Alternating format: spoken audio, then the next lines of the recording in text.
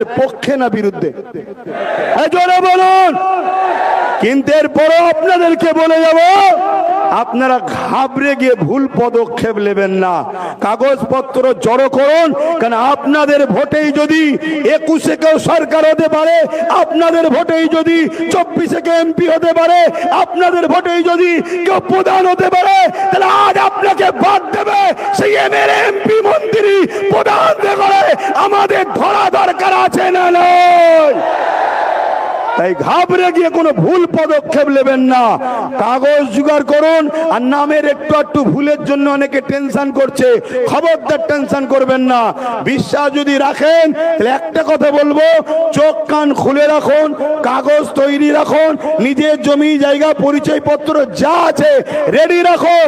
এতটুকু মনে রাখবেন, এই দেশ মোদি অমিত শাহ কারো বাবাকালী সম্পত্তি নয়। যদি কারোর উপরে জুলুম হয়, আমরা পাবলিক যারা দেশকে বিজয় করেছি, আমাদের পূর্বপুরুষদের অবদান আছে, আমরা সংগঠিত ঐক্য হয়ে রাজনীতির বাইরে গিয়ে জনগণ ভারতবাসী এক হয়ে যেভাবে ব্রিটিশদের বিরুদ্ধে লড়াই হয়েছে, আবার লড়াই আমরা করব। রাজি আছেন? যদি রাজি থাকেন উঠে দাঁড়ান, রাজি থাকেন উঠে দাঁড়ান, রাজি থাকেন উঠে দাঁড়ান। কিন্তু মনে রাখবেন, একটা লোক যদি জুলুম হয়, এর জন্য বিজেপি যেমন দোষী, রাজ্য সরকারও দোষী। কেন তুমি 90,000 অফিসার দিলে? কেন তুমি 2,221 কোটি টাকা এসআইআর এর জন্য খরচ করছো? তাই বিজেপিও দোষী, রাজ্য সরকারও দোষী।